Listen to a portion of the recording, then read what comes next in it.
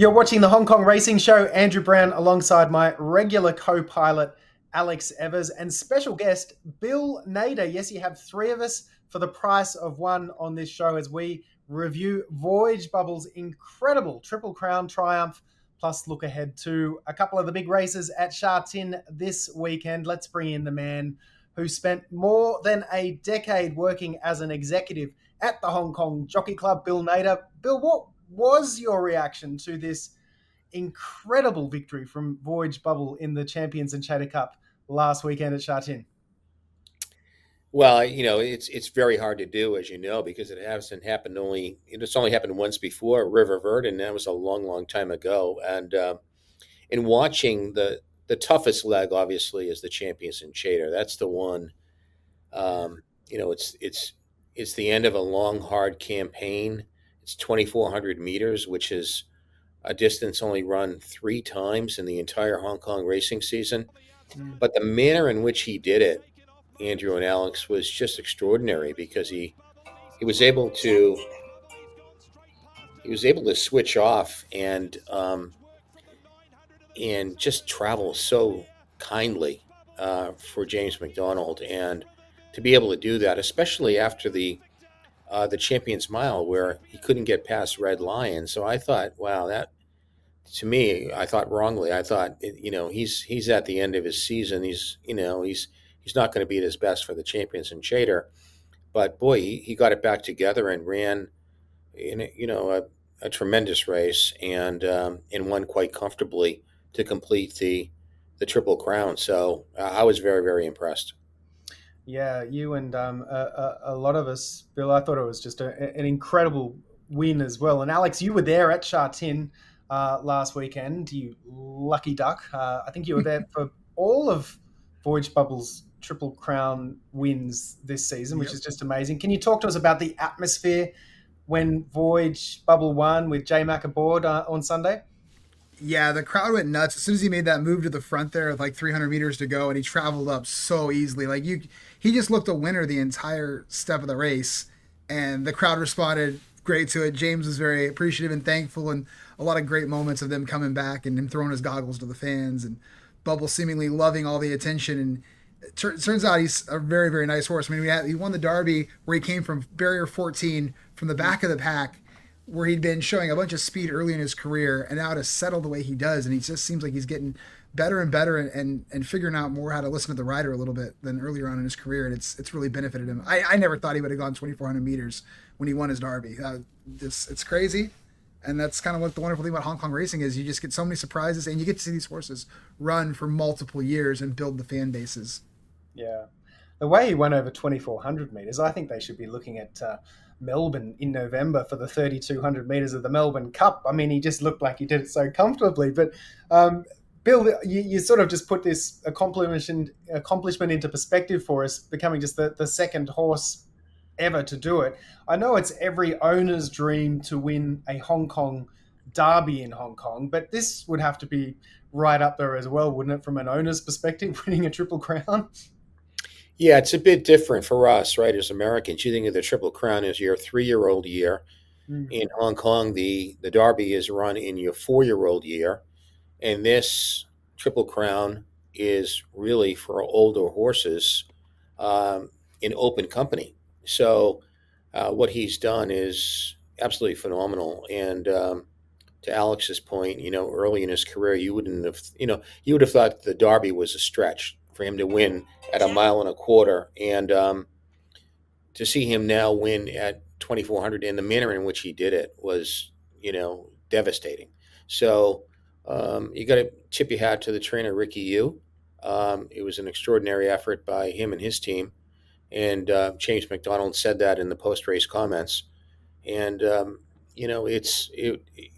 he's just another of one of these great Hong Kong racehorses that does it over a long period of time.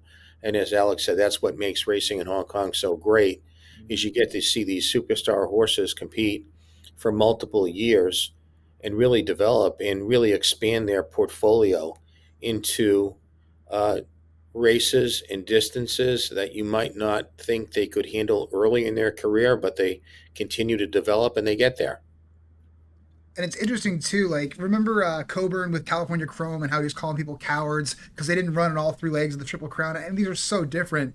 But imagine our last leg of the Triple Crown, then you get a European invader to come over with fresh rest, who's probably better over the distance than the local horses are, and you have that extra level to get over in the final leg. It's like the final boss, if you will, and it was awesome to see. And when Ensued kind of ran up outside of Dubai Honor and kind of pulled him up, and he was making his move, and he never got to be comfortable too. You could just see that it was going to be Voyage Bubble's day at that point, of the 800 to the 600, and it was awesome. It was awesome to see, and the fans loved it. Yeah, no, that's a great point with the bringing in a European who's proven in grade ones or group ones over the distance as well. And also that other added element in the Triple Crown with having the Champions Mile in it as well. It's just, it's phenomenal. All right, gents, speaking of horses that have performed well over a period of years as well, Romantic Warrior, we're going to be in for a tough time voting for the horse of the year this year if we did have to vote for it. But let's come up with who is going to be the horse of the year, because how are we going to decide it, right? We've got the top-ranked horse in the world, Romantic Warrior, the top-ranked sprinter in the world in Ying Rising, and now a Triple Crown winner in Voyage Bubble. Who should be horse of the year in Hong Kong this year, Bill? Honestly, I think it's no contest. It's just an extraordinary cast. I mean, you don't get.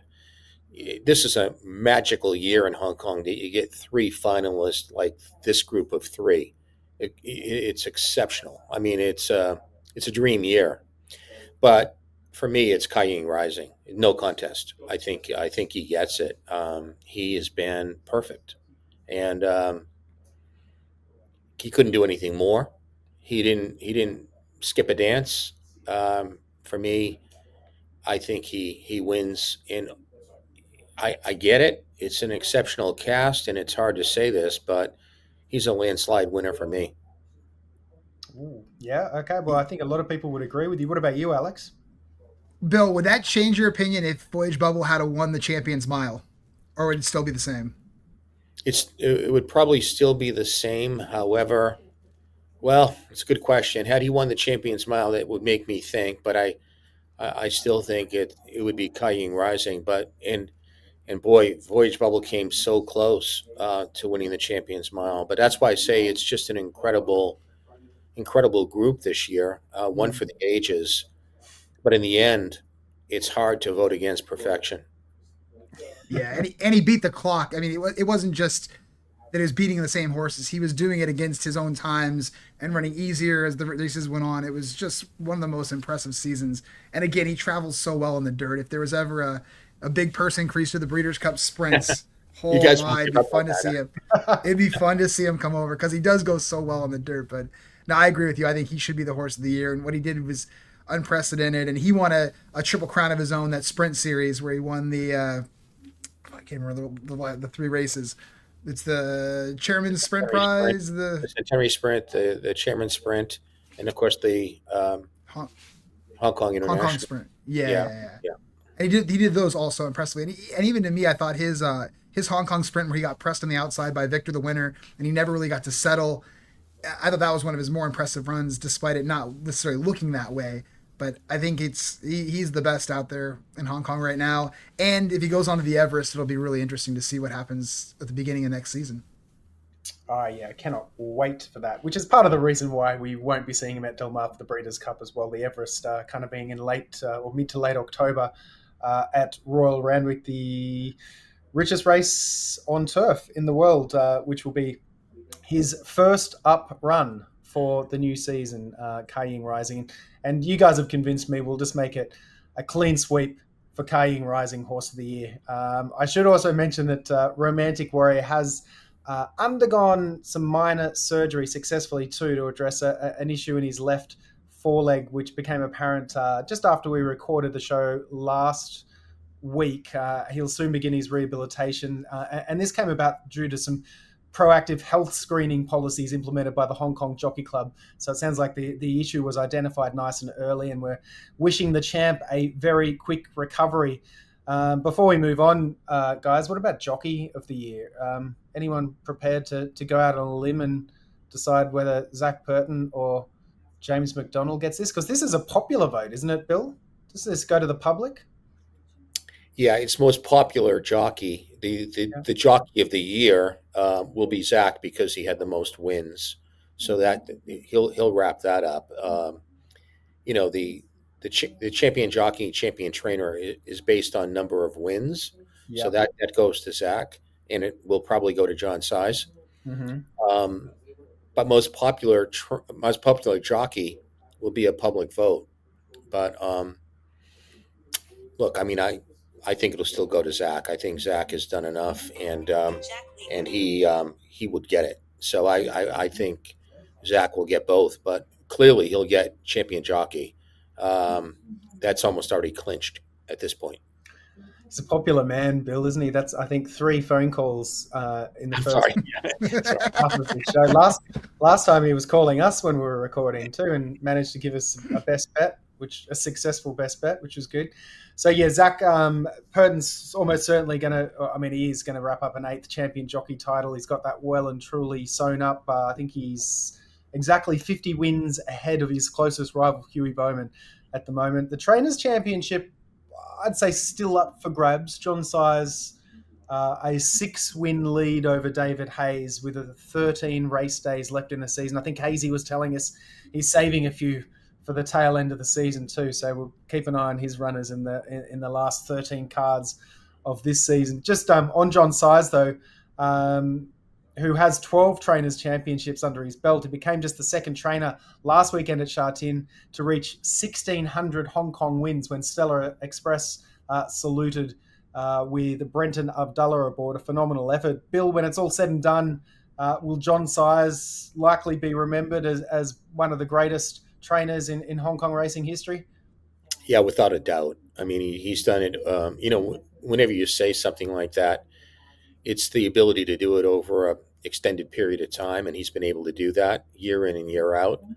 I thought this season, and as you said, I've been around there a long time, and I know his pattern. He's going to start slow at the beginning of every season, Mm. and then build up and really, find his stride around mid-season and really start to tear it up.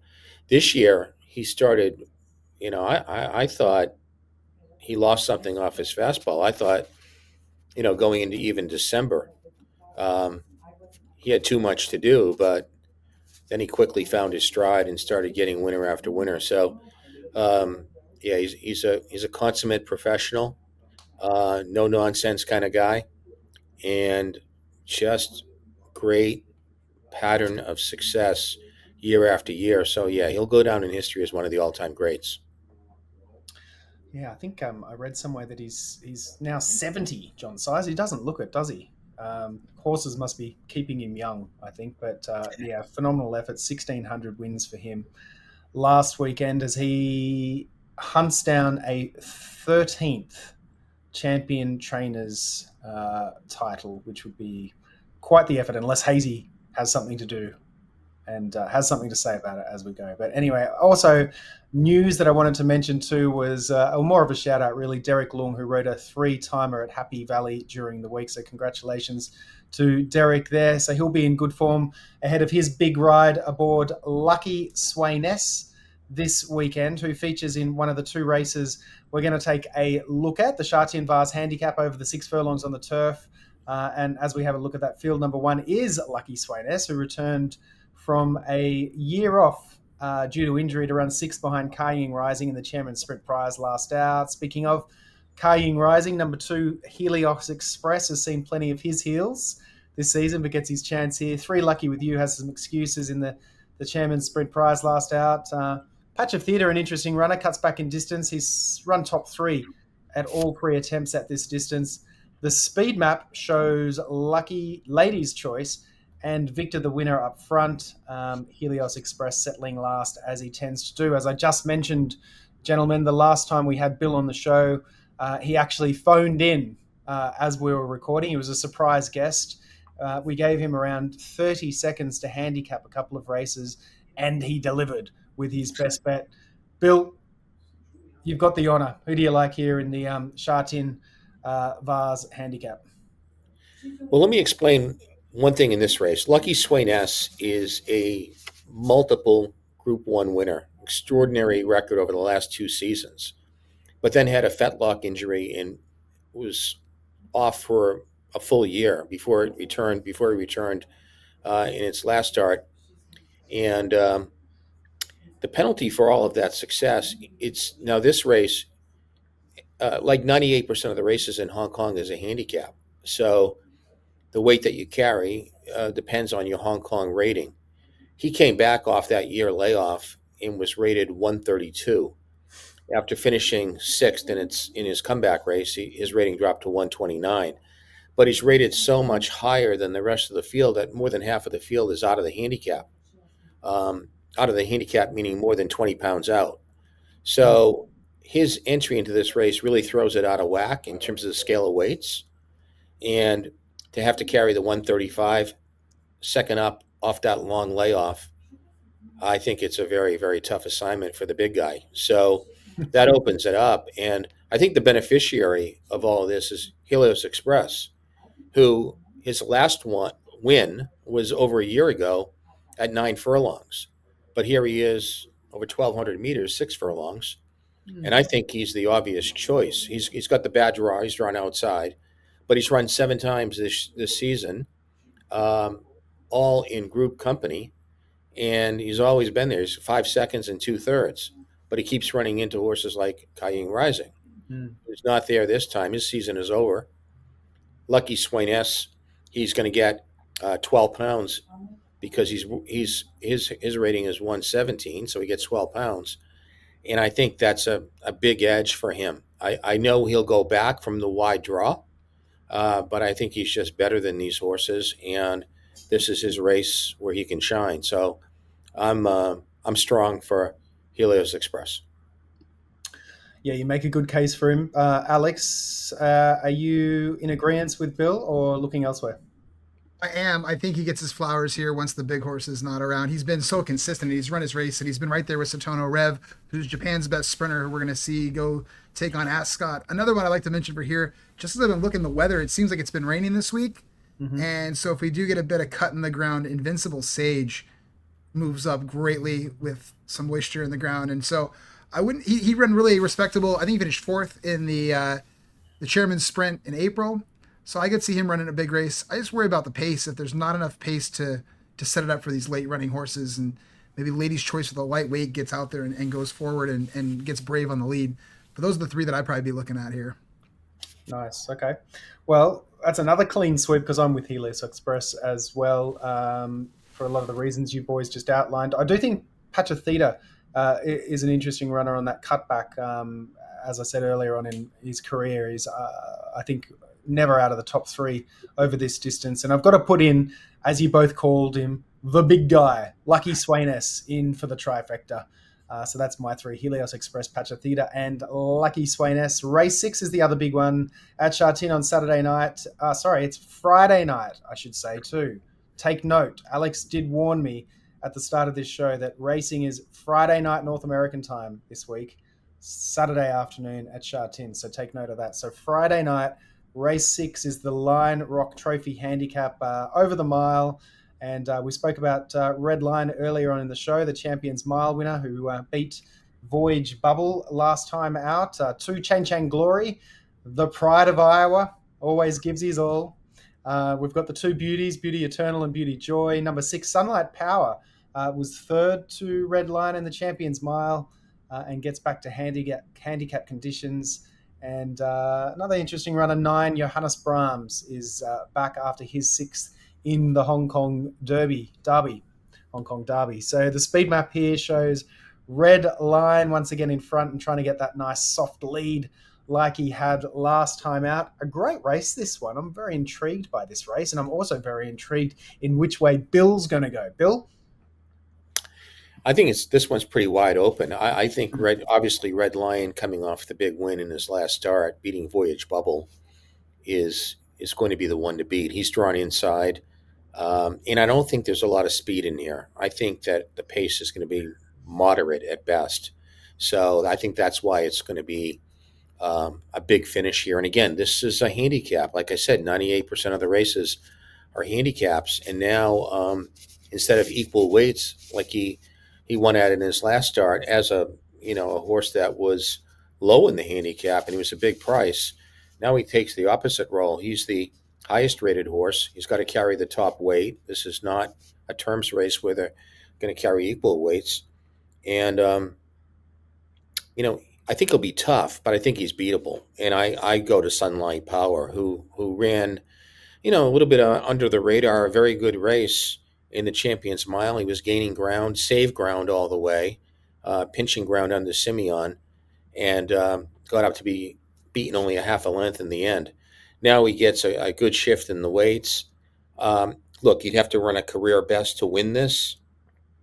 I think, I'm not as confident of his chances as I would have Helios Express in the Vase, but I do think he has a good chance. He'll have to get a good trip because I think some horses in this race are going to get caught wide and possibly without cover. So he'll need to get the right trip, but he's capable of winning, and so I would go with Sunlight Power. Sunlight Power for Bill. What about you, Alex? I like Red Lion, especially too, as there's going to be some more moisture in the air and the ground should be a little bit softer for him. He's run well over those type of tracks, and he ran exceptional. Now, does he take a step back off that lifetime best? That's the question. I like Chain Glory a little bit too, to go out there with Ferraris on him to kind of be closer to the pace, and I don't think they're going to be going that quick. And then Johannes Brahms is the last one, who I can never really peg at the right time. But that Classic Series form has been pretty strong. We saw Ruby Lot run a really good race. Cap Ferrat run a great race. My Wish run really well in the Champions Mile. So he's the one that I'm going to be looking at a bit of a price from Barrier 5 with that Xenia board. Nice. Well, I'm going to agree with Bill with Sunlight Power. I just think that last out third behind Red Lion was pretty impressive, and gets that swing in the weights. The other one I like, one of my favourites, is Davano, who was a little bit unlucky last out, 1-2 back. And I think Davano can run another big race. And Chang Glory, who always gives his all, the pride of Iowa. We've really got to get a hold of the governor of Iowa and see what they're doing in terms of celebrating that horse as well. Gentlemen, thank you very much for both coming on the show. It's a nice, quick, short show this week. Have I missed anything? Do either of you have a best bet you wanted to share, or anything else that I've missed before we wrap things up? No. Nothing further from me. Nothing further from you. You've just got about 5 people that you need to call back. Yeah, we got to let him go. He's a busy man. Yeah. All right. Well, thank you, Bill, for coming on, and Alex, as always, for joining us. We'll see. I know, Alex, you're going to be in Saratoga next week, so we might do the show from Saratoga. Bill, are we going to see you in Saratoga next week? I will not be there, unfortunately. I'd love to go back, my old stomping grounds, but I'm not going to do it. I'm going to stay right here in California and watch the Belmont from Santa Anita. Can we get an early tip from you? Journalism or sovereignty, or Baeza maybe? Baeza, strong. Okay, there we go. He's going for the fresh horse. Is he having his third or fourth start? This would be start number 4, I believe. Yeah, fourth one. San Felipe was the second one. Yeah. Derby was his third. Yeah. Or have I missed one? Well, Kentucky Derby, he ran huge from the wide gate. I think he's coming up to the race perfectly. Do we like it better that it's 1.25 miles than 1.5 miles for these 3 horses? More competitive? Well, it's hard to say, isn't it? I don't, I mean, the jury's still out, but look, I think 1.25 miles will give them, they'll each have their chance. But hard to say on that question. But 1.25 miles will be, they can all do it. We know they can. They've all demonstrated that. So it'll be a fantastic race to watch. Yeah, I'm really looking forward to it. Hopefully we can catch up with Umby at Saratoga next week too, Alex, and get his thoughts on journalism heading into the big race as well. All right, well, that wraps things up. Thanks for watching, everybody, and we'll see you next week on the Hong Kong Racing Show.